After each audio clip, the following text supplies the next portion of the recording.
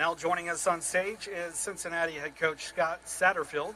Coach, we'll start with an opening statement, and then we'll open it up for questions. Okay, thank you. Yeah, just first of all, honored to be here representing University of Cincinnati, and very excited. What a great venue here in Frisco, Texas. Awesome to be here. First thing I want to acknowledge being here in Texas is the Texas flood victims. Been watching it on the news, and incredible what happened there. And thoughts and prayers are going out to those families. I cannot imagine what they're going through. Want to make sure I recognize that. And just, talking about our players that are here representing Cincinnati, we brought four really, really outstanding human beings. I want to recognize those guys. Quarterback Brendan Sorsby, who played high school at Lake Dallas, not too far from here, so he's back here. He's actually played in this stadium right here, so very familiar with this. But he's a great leader and a great player in a league full of great quarterbacks. I think he's one of them. Joe Royer, our tight end, a first-team All-Big 12 tight ends with us, a player that's from Cincinnati that is a great tight end and a great player. I think he's got a really, really bright future ahead of him. Glad he's here with us here today. Gavin Gerhardt's our starting center. Gavin will be a three-time captain coming up this fall for us. A tremendous leader, one of our best leaders on our whole football team, the most respected player that we have, playing the center position for us. And then Dante Corleone, the Godfather, is also from Cincinnati, and he's a really, really good player as well, and kind of the anchor of our defense and the defensive line. So just want to make sure I recognize those four guys. They represent our college. They represent our football team in a great way. We've had a great offseason. Excited about our football team this year. We're brought back a lot of great players. I just mentioned four of them. All four of these guys had opportunities to either go to the NFL or obviously go to some other programs, and decided to stick it out with us and come back and have a great season for them. It starts with that. We were able to add some great players in the portal this offseason of where we needed and had some deficiencies. I think we added some great speed, particularly in the wide receiver room, which we needed to be able to do that in order to have some more big plays on the field. I think we are a much more explosive football team this year. And then defensively in the secondary, needed to add some depth there as well. So excited about the team that we got coming out this year. I know this league is outstanding from top to bottom. Any team, I think, is certainly capable of winning the Big 12, including the Cincinnati Bearcats. So with that, I'll open up with questions. Again, if you have a question, please raise your hand until we have a microphone holder stand by you. We'll go here, center right. Hey, Coach. Keegan Nickerson with Bearcat Journal. You brought in multiple starter-level receivers, already have Joe Royer on the roster. How do you kind of go about managing expectations throughout a season when you have so many guys who can rack up yardage? Yeah, you got one football, so all those guys are going to want to catch the ball or carry the ball. Tyree Walker's a running back that we brought in that we think could be really good for us. I think we want to have good balance across the way on the offense. So Joe Royer had 50 catches last year. Love for him to be able to have 50 catches again next year, and we'll see how it goes. But these guys on the outside are going to need their touches as well. In order for our offense to be able to score points and move the football, we're going to have to distribute the football and let everybody have some touches. I think we have enough talent out there that all the guys can be able to make plays on the perimeter. If you are being able to stretch the field vertically and horizontally, it's going to open up for the running game and allow the running backs to be able to get their touches. So I think we got to do a great job of distributing the football, allowing all the guys to feel a part of the offense, and therefore defenses can't key on one guy. And I think that's going to be really important as we find our identity for our offense this year and how we can maneuver through that. We'll go center right in the back. Thank you.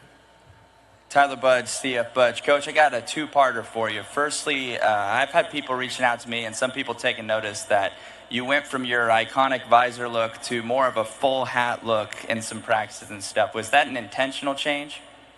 Yes. Hello? Oh, maybe they cut my mic. That was a terrible question, apparently.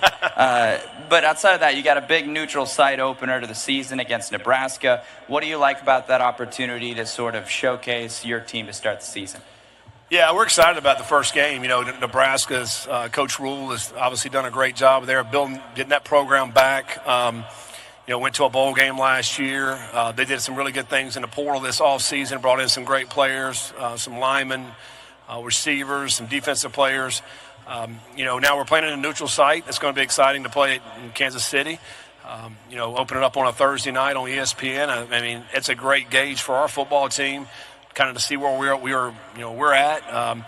It's one of these games too. It's the first game of the season, so you're not playing a FCS team or something to start a year. I mean, we feel like we've got to be hitting on all cylinders when you're starting the season playing against a team like Nebraska. So there's been a little bit more sense of urgency, I think, in our building throughout the summer of getting ready for this first game, and we know it'll be a great challenge and it's a great test. Obviously looking forward to that. Gentleman in the maroon cap. Hello, Scott Springer from Cincinnati Enquirer. You had to play your first 2 seasons minus an indoor facility. Now you have this majestic structure. What has it meant in terms of getting new kids, and how important is that in today's world of college football? Yeah, I mean, it's just hard to put it into words what this building has really meant to our program. Even we moved into it a couple of weeks ago. When you walk into the building, you basically puts a smile on your face. It's bright, it's airy, it's big, has a lot of volume to it. Every place you go in the building, you see a player, which I love. The connection that we have with our current team, I think, is incredible. But not even talking about the indoor. I mean, that is awesome itself to be able to go right outside and practice inside of our indoor facility there. It's the connection in the building is tremendous with the locker room, training room, and weight room all there. We have a cafeteria in there for all our student athletes to come and be able to eat their meals there inside the building. But you mentioned recruiting. I mean, we're in a world where recruiting that's where it's at. I mean, you got to recruit. You have to retain your players. You got to recruit high school players and the transfer portal. And for them to be able to walk into that building, it's different. And they're, it's a smile on their face when they walk in and see that facility as well. And we have all the modalities for enhancement and recovery to be able to develop our players. And that's what it's all about. It's player development. We've always been about player development. We'll always be about it. And we can develop our players inside this building. So we can't wait for this. And it's going to really enhance our team, I think, as we move forward in the future. We'll go to the gentleman in the second row. All right. Coach Lynn Harrington with Stay Alive Power 5. How you doing today? Great. That's good. So to follow up with your opening matchup at Arrowhead Stadium with Nebraska, what do you know about Coach Matt Rule? And with you coming off a couple losing campaigns, how important will it be for you to kick off the season with a win? Yeah, I mean, Coach Rule is obviously an outstanding coach. He's come up through the ranks, coached at small schools, coached in the NFL, was a head coach in the NFL. He's done some great things throughout his career. The thing about his teams, they continue to grow and get better and better. I think year 3 has always been a good year for him in his career. His teams are going to be big. They're going to be physical. They're obviously going to be coached well. They're going to do the little things right. So, again, a great test for us to be able to play a team like Nebraska.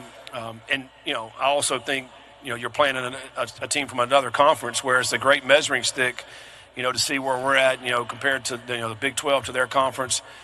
It's a neutral site. So, it's going to be, outstanding atmosphere for this game. It'll be full of people, obviously, and sure, it'll be a sellout, and there'll be a bunch of people wearing red at this game. So I think it'll be an awesome atmosphere and a great game.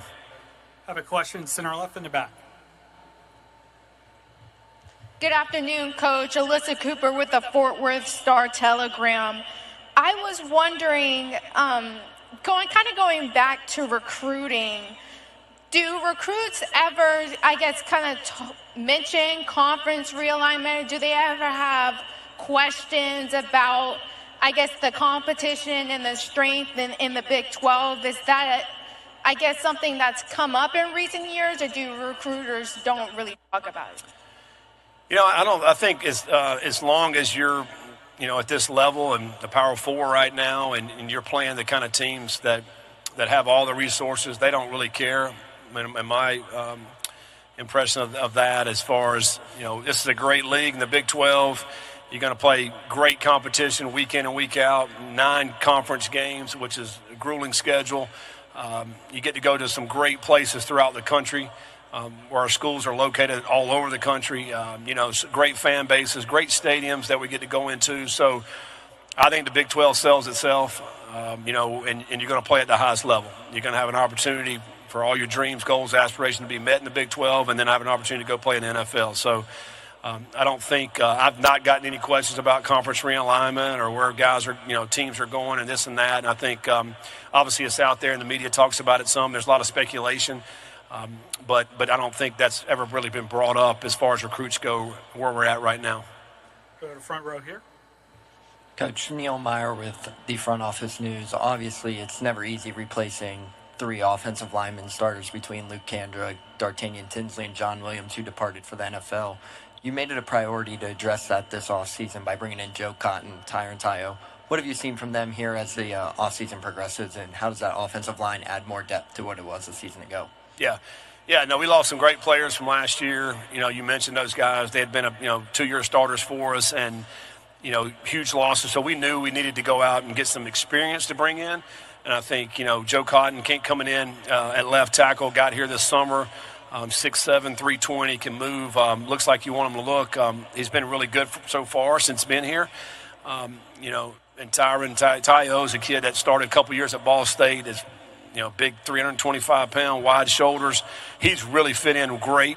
Gavin is kind of taking him under his wings there. Gavin playing center and him playing right beside him at guard. And then Evan Tangenal is a guy that played for us last year that will be another starter on the other side and one of the strongest guys up front that we have. Deion Buford's coming back, going to be a 3-year starter for us as well at right tackle. So I feel like our offensive line's in really good shape. I think these guys could be one of the better O-lines in the Big 12 this year. We also have at least 3 or 4 other guys that can fill in and rotate. So I think we got really good depth up front. And some really good young players, too. I'm excited about some of the young guys that will be up and coming. So, obviously, your offensive line is where it all starts, and I feel like we're in good hands with the guys up front.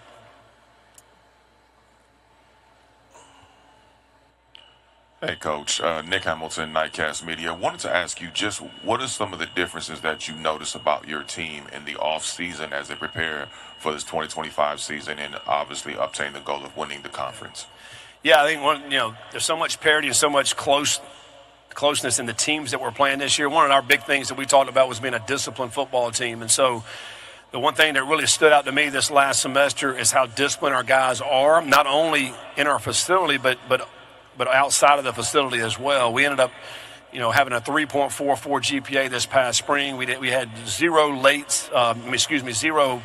misses in study hall. Our guys are doing what they're supposed to do off the field, and I think that translates. I think how you do anything is how you do everything, and the way these guys have handled themselves off the field, we have not had any issues as far as any of that goes, and I think that speaks volumes. These guys are focused. They're focused on task at hand about going out and wanting to prove something this year. Our guys that have been around our team have felt like they have not lived up to how good that we possibly can be. And I think, with that discipline in this off season, that hopefully will help us in those fourth quarters when those games coming down to one possession. And I think, that's one thing I think can help us get us over the top to go win these games in the fourth quarter. Time for one final question. We'll go here in the front.